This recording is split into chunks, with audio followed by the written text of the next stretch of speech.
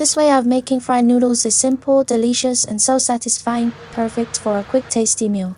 Once the water in the pot boils, add the fresh noodles directly and cook for about 5 minutes. When you fish them out, remember to quickly rinse them with cold water. This keeps the noodles chewier and prevents them from sticking together. Drain the noodles thoroughly, then add light soy sauce, dark soy sauce, oyster sauce, cumin powder, and drizzle some cooking oil. Stir well and set aside. Next, heat some cooking oil in the pot.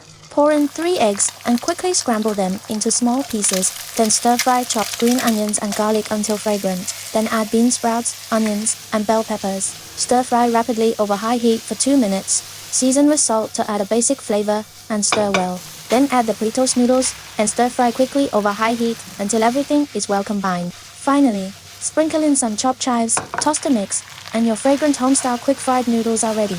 Give it a try soon. If you like my videos, subscribe to my channel. Thanks.